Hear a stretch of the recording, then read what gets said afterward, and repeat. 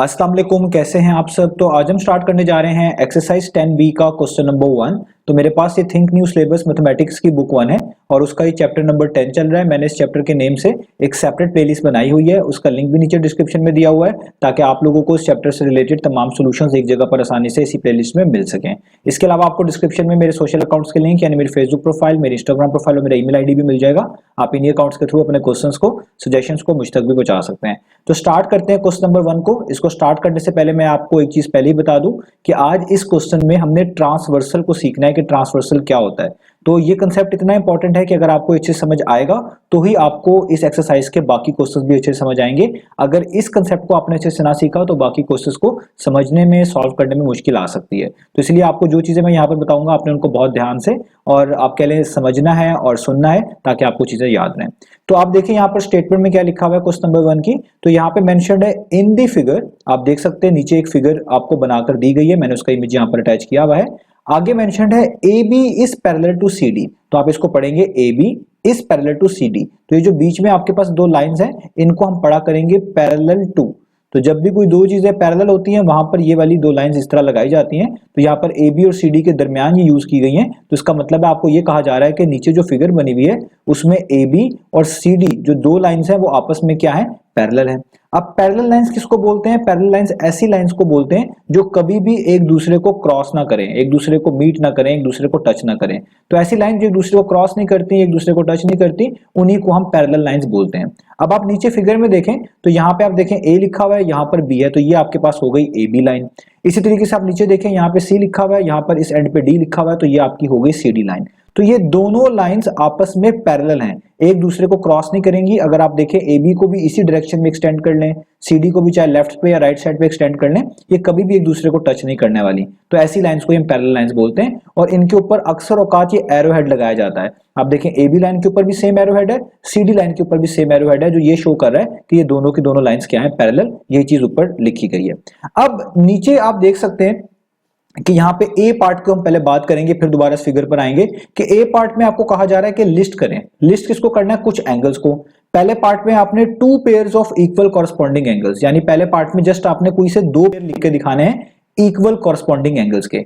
अभी corresponding angles क्या होते हैं, इनको कैसे पहचाना जाता है, ये मैं अभी आपको समझाने वाला हूं। सेकंड पार्ट में आपको कहा गया कि आपने टू पेयर लिखकर दिखाने हैं इक्वल अल्टरनेट एंगल्स के, यानी इसी फिगर में जो अल्टरनेट एंगल जो कि इक्वल बनते हैं वो कौन से हैं, उनको आपने ढूंढना है, उनके कोई से दो पेयर लिखकर दिखाना है, वो भी अब समझाऊंगा यहां पर आपको। थर्ड पार्ट में भी आपने टू पेयर्स बताने हैं इंटीरियर एंगल्स के जो कि सप्लीमेंट्री हैं। अब सप्लीमेंट्री एंगल्स कौन से होते थे?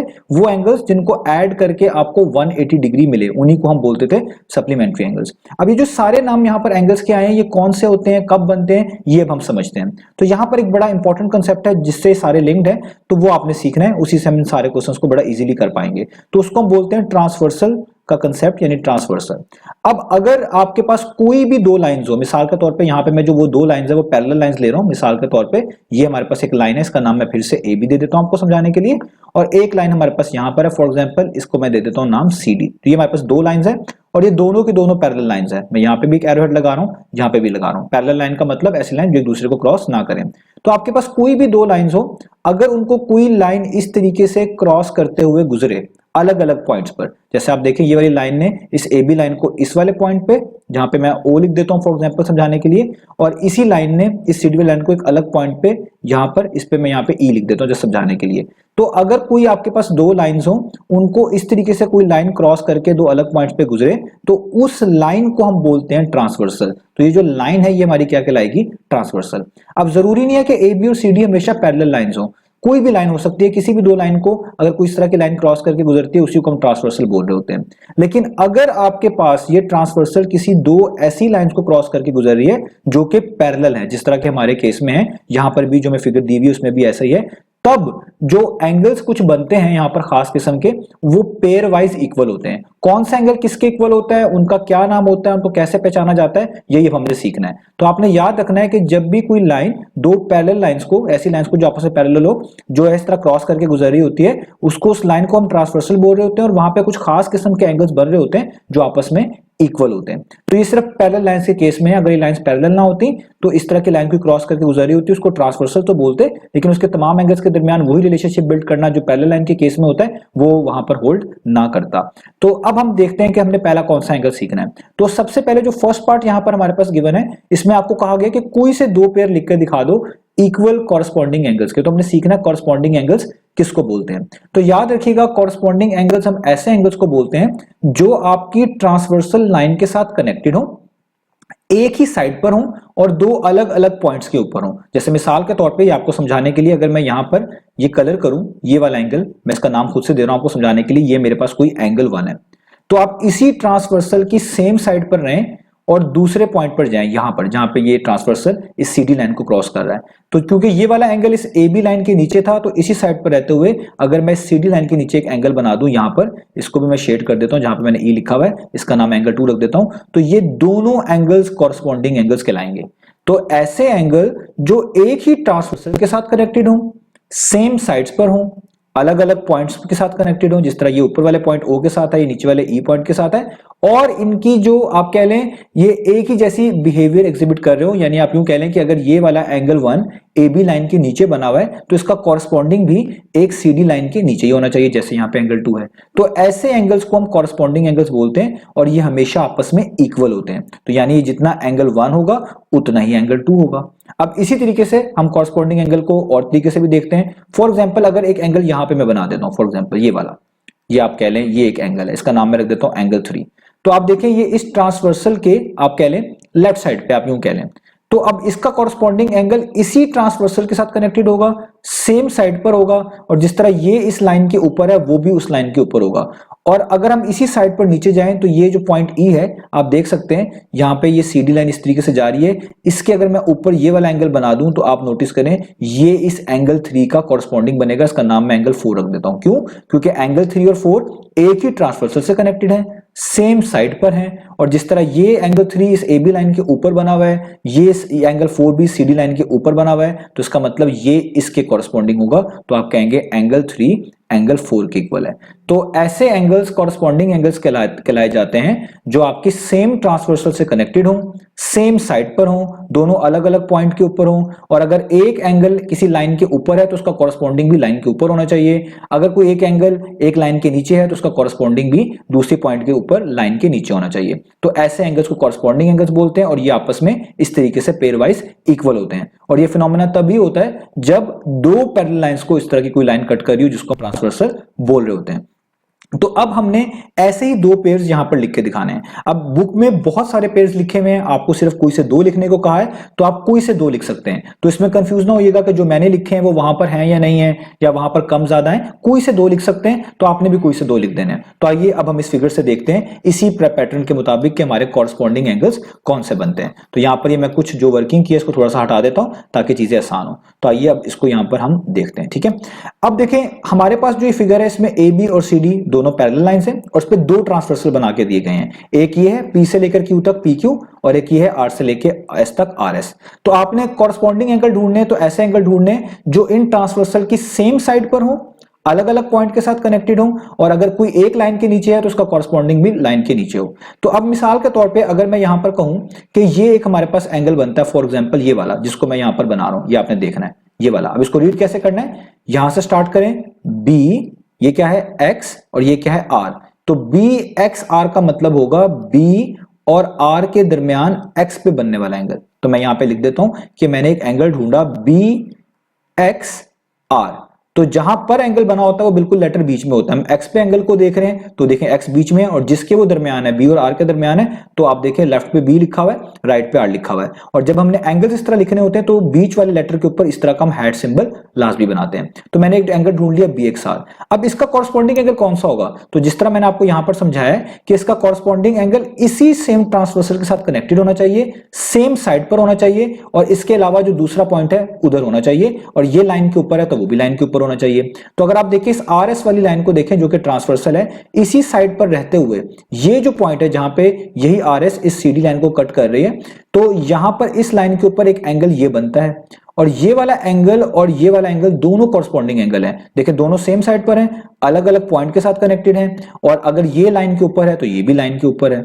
तो अब इस एंगल का नाम क्या होगा, इसको भी यहां से आप पढ़ें तो ये होगा डी Z और ये आखिरी में R, आप इसको यूं भी पढ़ सकते थे D Z और X, यूं भी पढ़ सकते हैं D Z और R, यानी D और R के दरमियान इधर Z पे बनने वाला एंगल, तो आप लिखेंगे ये वाला एंड D Z और इसके ऊपर आप इस तरीके से हेड डालेंगे और आगे R, और D और R के दरमियान Z पे बनने वाला एंगल, ये दोनों कॉरस्पॉन्डिंग है। तो देखें आपने एक पेयर ढूंढ लिया, तो आपको एक पेयर मिल गया कॉरस्पॉन्डिंग एंगल का। अब इसी तरीके से आप दूसरा भी ढूंढ सकते हैं, तो आगे हम उसको लिख लेते हैं। तो यहां पर हम ये थोड़ी सी वर्किंग में हटा रहा हूं ताकि आपको यहाँ पे आसानी लगे देखने में। तो दूसरा एंगल भी इसका लिखते हैं। अब आप और भी बहुत सारे बन रहे होंगे, आपने कोई से दो लिखने हैं, एक पेयर लिख दिया, एक और लिखता हूं, तो वो इस वाले ट्रांसवर्सल से लिखता हूं। तो देखिए ये पी क्यू भी ट्रांसवर्सल है इस ए बी और सी डी पैरेलल लाइन के ऊपर। तो अगर मैं एक एंगल यहाँ पे ढूंढता हूं, ये वाला, जैसे ये वाले एंगल को मैं जिसको कलर कर रहा हूं, तो इसको आप क्या पढ़ेंगे, ए डब्ल्यू पी, क्योंकि ये ए और पी के दरमियान डब्ल्यू पे है, तो मैं इसको यहां पे लिख देता हूं ए डब्ल्यू पी। अब इसका कॉरस्पॉन्डिंग एंगल क्या होगा, क्योंकि ये ट्रांसवर्सल के लेफ्ट साइड पे, तो इसी सेम ट्रांसवर्सल पर रहते हुए लेफ्ट साइड पर ऐसा एंगल जो जिस तरह ये लाइन के ऊपर बना हुआ था वो भी लाइन के ऊपर बना हो और अलग पॉइंट के साथ कनेक्टेड हो, वो इसका कॉरस्पॉन्डिंग होगा। तो ये इस पर्टिकुलर पॉइंट के साथ कनेक्टेड है जहां पर डब्ल्यू लिखा हुआ है। इसी ट्रांसवर्सल पे आप आए नीचे, तो यहां पे आपको ये वाई लिखा हुआ नजर आ रहा है, क्योंकि यही लाइन, यही ट्रांसवर्सल इस सीडी लाइन को वाई पे टच कर रही है। और इसके लेफ्ट साइड पर अगर आप रहे तो ये वाला जो एंगल है ये एग्जैक्टली जो है इस वाले एंगल का जो कि डब्ल्यू बन रहा था कॉरस्पॉन्डिंग बनता है, क्योंकि देखिए दोनों सेम साइड पर है, सेम ट्रांसवर्सल से कनेक्टेड है, अलग अलग पॉइंट के साथ कनेक्टेड है। और आप देखें ये वाला अगर लाइन के ऊपर है तो ये भी लाइन के ऊपर है। अब इसको आप क्या पढ़ेंगे, इसको आप पढ़ेंगे सी वाई पी, क्योंकि ये सी और पी के दरमियान वाई पर बन रहा है, इसको आप सी वाई डब्ल्यू भी पढ़ सकते हैं। तो हम लिखेंगे कि ए डब्ल्यू पी का कॉरस्पॉन्डिंग एंगल बनता है सी वाई पी। तो ये जो मैंने कॉरस्पॉन्डिंग एंगल्स बताए ये आपस में इक्वल है, B X R D G R के इक्वल है, A W P C Y P के इक्वल है। तो हमने कोई से दो लिखने थे, मैंने कोई से दो पेयर लिख दिए। आप इससे ज्यादा भी लिख सकते हैं, डिफरेंट भी लिख सकते हैं, पीछे बहुत सारे लिखे हुए हैं, तो आपने कोई से दो लिख देने, वही आपके जो है आंसर हो जाएगा। तो इसको हम बोलते हैं कॉरस्पॉन्डिंग एंगल्स। उम्मीद है आपको कॉरस्पॉन्डिंग एंगल समझ आ गए होंगे। अब चलते हैं इसके सेकंड पार्ट की तरफ। तो अब हम स्टार्ट करते हैं पार्ट नंबर 2 को। तो पार्ट नंबर 2 में लिखा हुआ है two pairs of equal alternate angles. अब आपने इसी फिगर में से दो पेयर लिखकर दिखाने हैं जो कि इक्वल अल्टरनेट एंगल्स के होने चाहिए। तो हमें पहले ये समझना पड़ेगा कि अल्टरनेट एंगल्स होते क्या हैं। तो उसके लिए मैं दोबारा से यहां पर बनाऊंगा दो पैरेलल लाइंस लूंगा। ये मेरे पास एक पैरेलल लाइन है, इसका नाम फिर से मैं क्या ले रहा हूं, ए बी। और इसी तरीके से एक और लाइन लूंगा, तो ये इसके पैरेलल है जिसका नाम मैं रखूंगा सी डी। और पैरेलल लाइंस आप जानते हैं ऐसी लाइंस को बोलते हैं जो एक दूसरे को क्रॉस या टच नहीं करती। और यहां पर आपको समझाने के लिए एक ट्रांसवर्सल ही बना दूंगा। ऐसी लाइन जो दो पैरेलल लाइंस को क्रॉस करती हैं दो अलग अलग पॉइंट पर, इसी को हम जो है ना ट्रांसवर्सल बोलते हैं। तो यहाँ पे लाइंस दो से ज्यादा भी हो सकती हैं, ये लाइंस पैरेलल भी हो सकती हैं, पैरेलल नहीं भी हो सकती। लेकिन हम जो प्रॉपर्टी सीख रहे हैं जिसमें ये एंगल्स हम सारे पढ़ रहे हैं कि कौन सा किसके इक्वल होगा, ये वाला आप कह लें सारी चीजें पैरेलल लाइन के साथ ही कनेक्टेड होती हैं। इसमें पैरेलल लाइंस का होना लाजमी है, ये आपने याद रखना है। तो ये हमारा ट्रांसवर्सल है। अब देखिए हमने सीखना है कि अल्टरनेट एंगल्स क्या होते हैं। तो अल्टरनेट एंगल्स हम ऐसे एंगल्स को बोलते हैं जो आपके पास एक ही ट्रांसवर्सल के साथ कनेक्टेड होते हैं लेकिन ऑपोजिट साइड्स पर होते हैं, और दूसरा ये कि अलग अलग पॉइंट के साथ जुड़े होते हैं। अब अल्टरनेट एंगल्स में दो कैटेगरी हो सकती हैं, एक होते हैं इंटीरियर्स और एक होते हैं एक्सटीरियर। हम इंटीरियर एंगल बेसिकली उनको बोल रहे होते हैं इन ट्रांसवर्सल के केसेस में जो कि आपके इन लाइंस के दरमियान बन रहे होते हैं। यानी ये ए बी और सी डी के लाइन के अंदर जो एंगल बनेंगे वो जनरली इंटीरियर एंगल कहलाते हैं, और जो इसके बाहर बनेंगे उनको जनरली एक्सटीरियर एंगल बोलते हैं। लेकिन अगर हम इनको अल्टरनेट बोलेंगे तो अल्टरनेट इंटीरियर एंगल उन्हीं को बोलेंगे जो दोनों ही इनसाइड होंगे, और अल्टरनेट एक्सटीरियर एंगल्स उन्हीं को बोलेंगे जो दोनों ही आउटसाइड होंगे। इस चीज का अपना ख्याल रखना है। तो यहां पे मैं कुछ एंगल बनाता हूं और फिर आपको बताऊंगा कि उनका अल्टरनेट क्या होता है, इस तरह आप उसको आसानी से समझ पाएंगे। तो मिसाल के तौर पे आप देखें आपकी ट्रांसवर्सल इस ए बी लाइन को इस पॉइंट के ऊपर कनेक्ट कर रही है, इस पॉइंट के ऊपर टच कर रही है, जैसे यहां पे मैं लिख देता हूं ओ। तो इस ओ पॉइंट पे एक एंगल यहां पर बनेगा, इसका नाम मैं आपको समझाने के लिए जस्ट रख रहा हूं एंगल 1। तो ये आप देखें इंटीरियर है, एक तरह का ये इंटीरियर एंगल है क्योंकि ये ए बी और सी डी लाइन के इनसाइड है, बाहर नहीं है।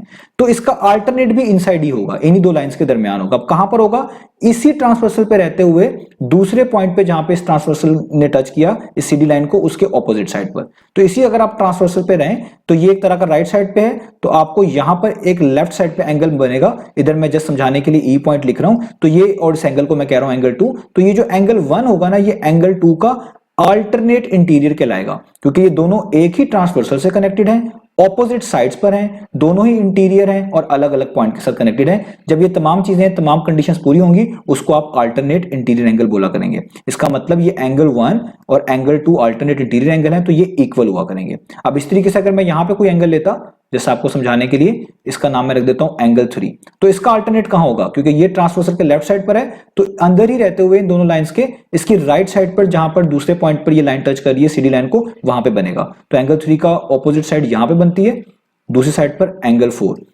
तो ये एंगल 3 एंगल 4 के इक्वल होता और इसको हम बोलते हैं अल्टरनेट इंटीरियर एंगल। अब ये तो मैंने इंटीरियर की बात कर ली ना, दोनों इनसाइड थे। एक्सटीरियर को भी आप फाइंड आउट कर सकते हैं। जैसे मिसाल के तौर पे एक एंगल यहां पे बन रहा होगा, यहां पर, इसका नाम मैं रख देता हूं एंगल 5, तो आप देखें ये आउटसाइड है, तो ये अगर इसका आपने अल्टरनेट ढूंढना है ना, तो वो भी आउटसाइड होना चाहिए, ये जरूरी है। अब कैसे देखेंगे, इसी ट्रांसवर्सल पे रहें लेकिन इसके ऑपोजिट साइड पे देखें, और जहां पे इस ट्रांसवर्सल ने दूसरी लाइन को टच किया है, क्रॉस किया है, वहां पर देखें। तो आप देखें एंगल 5 यहां पर लेफ्ट साइड पर है, इसी ट्रांसवर्सल पे रहते हुए बाहर इधर ई पॉइंट पर आए, तो इसके राइट साइड पे जो एंगल बनेगा यहां पे करके, वो इस लेफ्ट का राइट हो गया, इसी ट्रांसवर्सल के साथ कनेक्टेड है, अलग अलग पॉइंट हो गए, तो ये जो एंगल बनेगा इसका नाम मैं एंगल 6 दे रहा हूं। ये भी अल्टरनेट एंगल ही कहलाएंगे, लेकिन अल्टरनेट एक्सटीरियर, तो ये भी आपस में इक्वल होंगे, यानी एंगल 5 एंगल 6 के इक्वल होगा। अब आखिरी वाला आपको खुद से पता चल जाएगा कि एक एंगल यहां पे बन रहा होगा, इसका नाम मैं अगर रख दूं एंगल 7, तो इसका अल्टरनेट क्या होगा, क्योंकि खुद एक्सटीरियर है तो इसका अल्टरनेट भी एक्सटीरियर होगा। इसी ट्रांसवर्सल पे रहें, दूसरी साइड पर जाएं जहां पर इस ट्रांसवर्सल ने इस सीडी लाइन को टच किया था ई पर, तो यहां पे जो एंगल बनेगा इसका नाम एंगल 8 रख रहा हूं, ये भी आपके पास इक्वल होंगे और ये कहलाएंगे अल्टरनेट एक्सटीरियर एंगल। तो इंटीरियर एंगल के लिहाज से अल्टरनेट जो उनके होंगे वो भी इनसाइड होंगे, एक्सटीरियर एंगल के लिहाज से उनके जो अल्टरनेट होंगे वो भी आउटसाइड होंगे। बस याद रखिएगा, अल्टरनेट जो एंगल्स होते हैं वो एक ही ट्रांसवर्सल के साथ कनेक्टेड होते हैं, लेकिन ऑपोजिट साइड्स पर होते हैं। अगर एक राइट पे होगा तो उसका अल्टरनेट उसी लाइन पर रहते हुए नीचे जाएंगे, जहां पर वो ट्रांसवर्सल दूसरी पॉइंट पर टच करेगी, उसके लेफ्ट साइड पे वो बन रहा होगा, जैसा मैंने आपको यहां पे बता दिया। अब इसी के मुताबिक हमने यहां पर इस फिगर में 2 पेयर जस्ट लिख के दिखाने हैं, किसके, अल्टरनेट इंटीरियर एंगल के। तो आइए स्टार्ट करते हैं। अब कोई से भी 2 लिख सकते हैं, पीछे बहुत सारे लिखे, मैं बार बार बता रहा हूं, आपने कंफ्यूज नहीं होना, आपने कोई से 2 लिख देने। तो अब यहां पर अगर आप देखें, मैं इस वाले एंगल को मार्क कर रहा हूं, ये वाला एंगल, ये वाला जिसको मैंने यहां पर कलर भी कर लिया, तो ये एंगल को क्या पढ़ेंगे, बी एक्स एस, क्योंकि ये बी और एस के दरमियान एक्स पे बन रहा है, ठीक है। आप इसको बी एक्स जी भी पढ़ सकते हैं। तो मैं पहले एक एंगल लिखता हूं बी एक्स और एस। तो इसका अल्टरनेट क्या होगा, तो मैंने आपको अल्टरनेट समझा दिया। अगर आपने इसका अल्टरनेट ढूंढना है तो पहले देखिए ये इंटीरियर है या एक्सटीरियर है, ये इंटीरियर है, क्योंकि ये इन दोनों लाइंस के इनसाइड आ रहा है, तो इसका अल्टरनेट भी इनसाइड ही होगा, लेकिन ऑपोजिट साइड पर, और इसी सेम ट्रांसवर्सल के साथ कनेक्टेड होगा। तो ये जो आरएस वाला ट्रांसवर्सल है, अगर आप देखें यहाँ पे ये एक्स पॉइंट है, इसने दूसरी जगह पर कहां पे टच किया किसी लाइन को, तो ये सीडी जो लाइन थी जो कि इस एबी के पैरेलल थी, इसको इस ट्रांसवर्सल ने इसको यहां पर जी पे टच किया, तो इसका लेफ्ट साइड क्या होगी, इसकी लेफ्ट साइड होगी ये। मैंने लेफ्ट क्यों कही, क्योंकि जो ऊपर एंगल था वो राइट पे था, तो इसी ट्रांसवर्सल का लेफ्ट साइड देखनी थी आगे जाकर, जहां पे इस ट्रांसवर्सल ने दूसरी लाइन को टच किया था, तो ये इसका एक तरह का बन गया अल्टरनेट इंटीरियर एंगल। अब इसको आप किस तरह पढ़ेंगे, ये आप देखिए एंगल है जो जी पे बन रहा है, तो आप इसको यहां से पढ़ेंगे सी जी और ये आर, क्योंकि ये सी और आर के दरमियान जी पे बन रहा है, इसलिए मैं इसको बोल रहा हूं कि ये क्या है, अल्टरनेट इंटीरियर एंगल। क्योंकि देखिए दोनों इनसाइड है, इसलिए इंटीरियर का वर्ड यूज कर रहा हूं। दोनों ऑपोजिट है, यानी एक राइट पर है, दूसरा लेफ्ट पर है,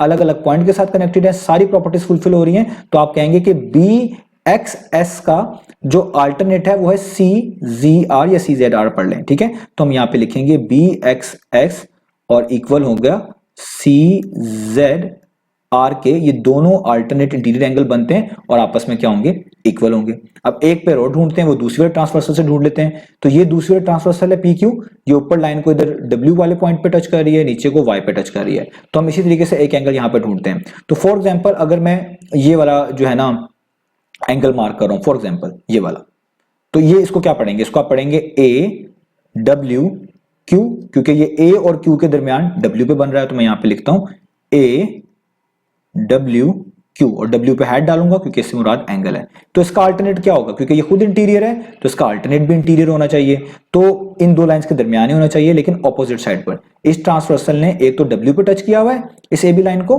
और दूसरी लाइन सीडी को इसने वाई पे टच किया हुआ है। तो आप इस वाई की लेफ्ट साइड देखिए, इस वाई की लेफ्ट साइड इंटीरियर रहते हुए ये बनती है, तो इसका मतलब ए डब्ल्यू क्यू का अल्टरनेट ये वाला बनेगा जो मैंने अब शेड किया। और इसको आप कैसे पढ़ेंगे, इसको आप पढ़ेंगे यहां से, तो देखिए लिखा हुआ है डी वाई पी, क्योंकि ये डी और पी के दरमियान वाई पे बन रहा है, तो आप लिखेंगे ए डब्ल्यू क्यू और डी वाई पी जो है वो एक दूसरे के लिहाज से कौन से एंगल्स हैं, अल्टरनेट इंटीरियर एंगल हैं और इक्वल हैं। अब इस तरह आप बहुत सारे निकाल सकते हैं। मिसाल के तौर पे अगर आप यहां पे कोई एंगल ले लें, ये आउटसाइड है, तो इसका अल्टरनेट एक्सटीरियर क्या होगा, वो ये वाला होगा, ये भी आप लिख सकते हैं। इस तरह यहां पे ले लें, अगर एक एंगल यहां पे है तो इसका अल्टरनेट कहाँ होगा, क्योंकि ये आउटसाइड है, इसका अल्टरनेट भी आउटसाइड होगा, वो ये वाला होगा, तो ये भी आप लिख सकते हैं। पीछे बहुत सारे लिखे हुए, मैंने कोई से 2 लिख दिए हैं तो वही काफी है, आप कोई से भी लिख सकते हैं। तो इसको बोलते हैं अल्टरनेट एंगल्स। इसमें मैंने अल्टरनेट इंटीरियर भी आपको समझा दिए और अल्टरनेट एक्सटीरियर भी समझा दिए। अब चलते हैं हम इसके थर्ड पार्ट की तरफ। तो अब हम स्टार्ट कर लेते हैं इसके पार्ट नंबर 3 को। तो पार्ट नंबर 3 में लिखा हुआ है list 2 pairs of interior angles which are supplementary. तो आपको कहा जा रहा है अब इस फिगर में से आपने 2 ऐसे पेयर लिख के दिखाने हैं एंगल्स के जो कि इंटीरियर एंगल्स हों और सप्लीमेंट्री हों। अब इंटीरियर एंगल्स अभी आपको बता चुका हूं कि ऐसे एंगल्स जो इन 2 लाइंस के दरमियान बिल्कुल बीच में बन रहे होंगे उनको हम बोलते हैं इंटीरियर एंगल्स। और सप्लीमेंट्री एंगल्स मैं आपको पिछली एक्सरसाइज में बता चुका हूं कि ऐसे एंगल्स को हम सप्लीमेंट्री एंगल्स बोलते हैं जिनको सम करके 180 डिग्री हमें मिल रहा होता है। अब ये कैसे हम पहचानेंगे इस ट्रांसवर्सल वाले केस में, उसको समझ लेते हैं और फिर उनके पेयर यहां पर लिखते हैं। तो अगेन मैं यहां पर 2 लाइंस ड्रॉ करता हूं जो कि आपस में पैरेलल हैं, एक लाइन ये और एक लाइन ये, इन दोनों पे एरो हेड भी लगा रहा हूं। इसका लाइन का नाम मैं ए बी रख रहा हूं और नीचे लाइन का नाम मैं सी डी रख रहा हूं। और इन दोनों लाइंस को जो लाइंस क्रॉस करके गुजरेंगी उसका नाम ट्रांसवर्सल होगा, तो ये लाइन जो है बेसिकली इनके ऊपर ट्रांसवर्सल है। अब अगर यहां पे आप नोटिस करें, आपने ऐसे इंटीरियर एंगल्स को बताना है जो कि सप्लीमेंट्री हो। तो इंटीरियर को बताना है, इसका मतलब वो इन दोनों लाइंस जिनको हम पैरेलल लाइंस कह रहे हैं इसके कहीं ना कहीं दरमियान होंगी, क्योंकि इंटीरियर एंगल्स इस केस में हम उन्हीं एंगल्स को बोलेंगे जो इस ए बी और सी डी लाइन के इनसाइड बन रहे होंगे, दरमियान में बन रहे होंगे। अब वो कौन कौन से हो सकते हैं, आइए उसको ड्रॉ करते हैं। अब जैसे मिसाल के तौर पे एक एंगल यहां पे बन रहा होगा, मैं इसका नाम खुद से रख रहा हूं आपको समझाने के लिए, एंगल 1। और आप इसी ट्रांसवर्सल के सेम साइड पर आए तो नीचे एक एंगल यहां पे बन रहा होगा, इसका नाम मैं रखूंगा एंगल 2। ये दोनों एंगल्स इंटीरियर एंगल्स जो है कहलाए जाएंगे। तो सप्लीमेंट्री एंगल्स तब ये बनेंगे जब ये सेम ट्रांसवर्सल के सेम साइड पर हो, अलग अलग पॉइंट के साथ कनेक्टेड हो। जैसे मिसाल के तौर पर ये किसी ओ पॉइंट के साथ कनेक्टेड है, ये किसी ई पॉइंट के साथ कनेक्टेड है, और ये इनसाइड भी हो, दोनों पैरेलल लाइंस के दरमियान हो यानी इनसाइड हो। तो ऐसे एंगल्स जो एक ही ट्रांसवर्सल से कनेक्टेड हो, अलग अलग पॉइंट या वर्टेक्स कह लें उनके साथ कनेक्टेड हो, एक ही साइड पर हो, तो इनका सम हमेशा 180 के इक्वल आता है और इन्हीं को हम बोलते हैं कि ये वो वाले इंटीरियर एंगल्स हैं जो कि सप्लीमेंट्री हैं। यानी अगर आप एंगल 1 और एंगल 2 को ऐड करेंगे ना तो ये आएगा 180 डिग्री के इक्वल हमेशा, और इन्हीं को एंगल 1 और 2 को हम बोलेंगे कि ये क्या है, ये सप्लीमेंट्री एंगल्स हैं। ये दोनों, ये जो पेयर बना है ये सप्लीमेंट्री एंगल्स का बना है। अब इस तरह आप यहां पे भी निकाल सकते हैं। जैसे मिसाल के तौर पे एक एंगल यहां पे बनेगा, इसका नाम मैं कुछ भी रख दूं, जैसे एंगल 3 रख दूं, तो इसी साइड पर रहते हुए इस ट्रांसवर्सल ने जहां पर इस सीधी लाइन को कट किया ई पर, इसी साइड पर रहते हुए एक एंगल यहां पे बनेगा, एंगल 4 इसका नाम रख रहा हूं। तो देखिए दोनों सेम साइड पर हैं, एक ही ट्रांसवर्सल से कनेक्टेड है, इनसाइड है, अलग अलग वर्टेक्स अलग अलग पॉइंट के साथ कनेक्टेड हैं, तो इसका मतलब इनका सम भी 180 के इक्वल आएगा। यानी ये भी आपके पास वो वाले 2 एंगल्स होंगे जिनको हम बोलेंगे सप्लीमेंट्री एंगल्स हैं। तो इधर जिन पेयर्स के बारे में पूछा जा रहा है वो ये वाले ही हैं, यानी आपने ऐसे पेयर लिख के दिखाने एंगल्स के जो आपकी पैरेलल लाइंस के दरमियान हो, एक ही साइड पर हो, एक ही ट्रांसवर्सल से कनेक्टेड हो और अलग अलग पॉइंट के साथ जुड़े हो। जैसे ये ऊपर वाला एंगल 1 इस ओ पॉइंट से जुड़ा हुआ है, नीचे वाला एंगल 2 इस ई पॉइंट से जुड़ा हुआ है। सेम इधर भी है, एंगल 3 ओ पॉइंट से, एंगल 4 ई पॉइंट से, दोनों सेम साइड पर हैं, एक ही ट्रांसवर्सल के साथ कनेक्टेड है, और सबसे बड़ी लाजमी बात कि इन दोनों पैरेलल लाइंस के दरमियान हो। तो ऐसे ऐसे जो पेयर्स होते हैं एंगल्स के, ये हम कह रहे होते हैं सप्लीमेंट्री एंगल्स हैं, इनको सम करके 180 के इक्वल आ रहा होता है। तो आइए अब यहां से हम इसको देखते हैं कि हम कौन कौन से लिखेंगे। पीछे बहुत सारे लिखे हुए हैं, आप कोई सा भी जो है मेंशन कर सकते हैं। तो अगर हम इस आर एस वाले ट्रांसवर्सल की बात करें तो एक एंगल यहां पे बनेगा, मैं इसको पहले कलर कर रहा हूं फिर इसको मैं पढ़ भी दूंगा। तो इस एंगल को हम किस तरह पढ़ेंगे, इसको हम पढ़ेंगे बी एक्स एस, क्योंकि ये B और S के दरमियान X पे बन रहा है। आप इसको यूं भी पढ़ सकते थे BXC, ठीक है, ये भी सही होता। तो मैं अगर यहां पे लिख दूं B X और S, अच्छा अब इसका सप्लीमेंट्री एंगल कौन सा होगा, यानी कौन सा ऐसा एंगल होगा जो इसमें ऐड होगा तो 180 के इक्वल आएगा। तो मैंने आपको यहां पे रूल बता दिया कि इसका सप्लीमेंट्री एंगल वही होगा जो इसी ट्रांसवर्सल से कनेक्टेड हो, RS वाले, सेम साइड पर हो, अलग अलग पॉइंट पर हो और इन दोनों के दरमियान हो। जैसे मिसाल के तौर पे इसी साइड पर रहते हुए अगर आप देखें एक एंगल ये बनेगा, ये भी इनसाइड ही बन रहा है, इसी ट्रांसवर्सल के साथ कनेक्टेड है, सेम साइड पर है, ये भी राइट पर है, ये भी राइट पर है, और जिस तरह ये इधर एक्स पॉइंट के साथ कनेक्टेड है, ये इधर जी पॉइंट के साथ कनेक्टेड है, तो ये दोनों आपस में इक्वल होंगे और ये दोनों का सम 180 के इक्वल आएगा, यानी ये आपके वो इंटीरियर एंगल्स होंगे जिनको हम सप्लीमेंट्री कहेंगे। अब आप इसको पढ़ेंगे कैसे, ये पढ़ा जाएगा यहां से डी जेड और आर, यानी डी जी और आर, क्योंकि डी और आर के दरमियान जी पे बन रहा है, तो आप यहां पे लिखेंगे बी एक्स एस और डी जेड और आर, ये दोनों वो एंगल्स हैं जो कि सप्लीमेंट्री एंगल्स हैं, इनको सम करके 180 के इक्वल आपके पास आएगा। अब इसी तरीके से वहां पे भी आप ढूंढ सकते हैं बड़ी आसानी से, तो जैसे अगर मैं एक एंगल यहां पे मार्क कर लूं, ये वाला इस बार पी क्यू ट्रांसवर्सल के साथ कनेक्टेड है, तो इस एंगल को आप क्या पढ़ेंगे, इसको आप पढ़ेंगे ए डब्ल्यू और क्यू, क्योंकि ये ए और क्यू के दरमियान डब्ल्यू पे बन रहा है। तो अगर मैं यहां पे लिख दूं, नीचे लिख रहा हूं क्योंकि ऊपर जगह कम है, ए डब्ल्यू क्यू, तो इसका दूसरा एंगल जो कि इसमें ऐड होके 180 के इक्वल बन जाएगा, वो क्या होगा, जो इसी साइड पर हो, जिस तरह ये लेफ्ट पर है पी क्यू ट्रांसवर्सल के, वो भी लेफ्ट पर हो और इनसाइड भी हो और अलग पॉइंट पर हो, जैसे ये डब्ल्यू पॉइंट पर है, नीचे आप देखें इसी ट्रांसवर्सल ने इस सीडी लाइन को वाई पे भी टच किया हुआ है, तो इसी पॉइंट के लिहाज से अगर हम देखें सेम साइड, ये भी लेफ्ट पर है तो लेफ्ट पे यही एंगल बनता है और ये इनसाइड भी है, तो ये दोनों क्या होंगे, सप्लीमेंट्री एंगल। अब इसको आप पढ़ लें, इसको आप क्या पढ़ेंगे, इसको आप पढ़ेंगे सी वाई पी, और सी वाई डब्ल्यू भी पढ़ सकते हैं, तो ये सी वाई पी इसलिए पढ़ रहा हूं क्योंकि सी और पी के दरमियान वाई पे एंगल, यानी सी वाई पी, तो इसलिए मैं इसको यहां पे पढ़ूंगा सी वाई पी और लिखूंगा इधर इस तरीके से सी वाई पी। तो ये दोनों एंगल भी क्या है आपके पास, ऐसे एंगल है जिनको सम करके 180 के इक्वल आएगा, इन्हीं को हम बोलते हैं interior angles which are supplementary. मैंने कोई से दो पेड़ लिख दिए हैं, बार बार बता रहा हूं, पीछे बहुत सारे लिखे हुए हैं, आप कोई से दो लिख सकते हैं। तो ये हमारा हो गया इसका थर्ड पार्ट। तो उम्मीद है आपको ये तमाम एंगल समझ आ गए होंगे। अब चलते हैं इसके नेक्स्ट पार्ट की तरफ। तो अब हम स्टार्ट कर लेते हैं इसका पार्ट नंबर बी। तो पार्ट नंबर बी का आंसर मैं नीचे पहले लिख चुका हूं टाइम बचाने के लिए, तो जल्दी से आपको एक्सप्लेन कर देता हूं। तो बी पार्ट में आपसे कहा जा रहा है कि is B W Q is equal to A X R, यानी वो कह रहे हैं कि वो वाला एंगल जो बी और क्यू के दरमियान डब्ल्यू पे बन रहा है, क्या वो इक्वल है उस एंगल के जो ए और आर के दरमियान एक्स पे बन रहा है। अपने आंसर को एक्सप्लेन करें। तो पहले हम ये दोनों एंगल्स मार्क करते हैं, ये बन कहां पे रहे हैं। तो बी डब्ल्यू क्यू से मुराद है ये वाला एंगल, आप देखें यहां पे बी है, ये आपके पास W है और नीचे आपके पास Q है, तो BWQ से मुराद हो गया ये वाला एंगल जिसको मैं यहां पर शेड कर रहा हूं, कलर कर रहा हूं। और AXR से मुराद कौन सा एंगल है, A आप ढूंढे पहले कहां पर है, यहां पर A है, यहां पर X है और R ऊपर जा रहा है, यानी AXR से मुराद बनेगा ये वाला एंगल जिसको मैं यहां पर जो है शेड कर रहा हूं। तो वो कह रहे हैं कि ये दोनों एंगल्स क्या एक दूसरे के इक्वल हैं, तो मैंने आंसर लिखा है नो, ये दोनों इक्वल नहीं है। क्यों? क्योंकि ये दोनों एंगल्स तभी इक्वल हो सकते थे जब ये PQ और RS जो है पैरेलल लाइंस होती। जैसे मैं अगर आपको यहां पे बना के दिखाऊं कि मिसाल के तौर पे ये PQ लाइन होती और इस तरीके से RS लाइन बनी होती, ये RS लाइन होती, ये दोनों पैरेलल होती, यानी दोनों एक दूसरे को टच ना कर रही होती, क्रॉस ना कर रही होती, तो तब अगर इस तरह की कोई लाइन इनके ऊपर बन रही होती तो जितना एंगल यहां पर होता उतना ही यहां पर होता। और इन एंगल्स को मैं आपको अभी समझा चुका हूं पार्ट नंबर 2 में, अल्टरनेट एंगल्स बोलते हैं, जो एक ही ट्रांसवर्सल से कनेक्टेड होते हैं, ऑपोजिट साइड्स पर होते हैं, इंटीरियर है तो इसका अल्टरनेट भी इंटीरियर में ही होता है और अलग अलग पॉइंट के साथ कनेक्टेड होते हैं। ये इस पॉइंट से कनेक्टेड है, ये इस पॉइंट से कनेक्टेड है, तो ये तब आपस में इक्वल आते हैं जब आपके पास ये PQ और RS वाली जो लाइंस हैं ये पैरेलल हों और कोई लाइन इनको क्रॉस करके गुजर रही हो जो कि ट्रांसवर्सल होती है।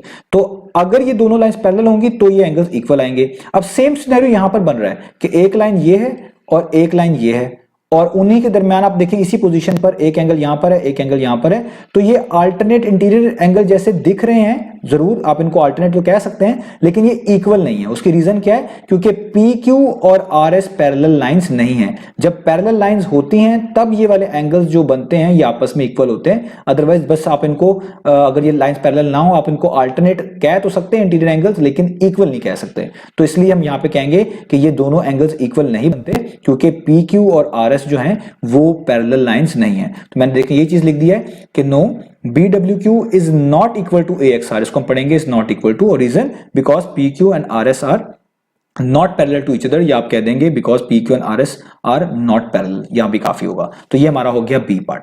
अब इसी पैटर्न पर सी पार्ट भी करना है, उसमें भी मैंने पहले आंसर लिख दिया है, आपको समझा देता हूं सी पार्ट में। तो सी पार्ट में आपसे कहा गया है कि is the sum of DYP and CZR equal to 180।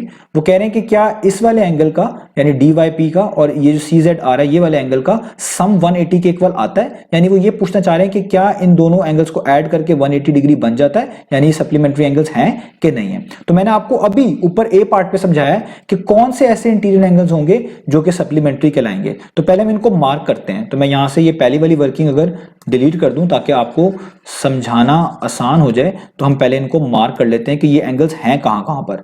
तो अगर हम इसको मार्क करते हैं तो पहला एंगल उन्होंने कहा हुआ है डी वाई पी, तो डी वाई पी, तो डी वाई पी ये वाला एंगल बनता है, ठीक है। ये मैं यहां पे मार्क करूं, ये डी, ये y और ये p, तो d और p के दरमियान y पे। और दूसरा एंगल उन्होंने कौन सा कहा है, CZR, तो c ये है और z यहां पर है और r ऊपर है, तो ये ऊपर को जा रहा है, तो ये हो जाएगा CZR। ये देखिए, ये मैंने दो आपके लिए यहां पर कलर किए हैं। वो कह रहे हैं इनका सम 180 के इक्वल आता है कि नहीं आता। तो देखिए, मैंने आपको बताया हुआ है कि कौन से ऐसे एंगल्स हैं जिनका सम 180 के इक्वल आएगा, और वो मैंने आपको यहां पर पार्ट नंबर 3 में समझाया था।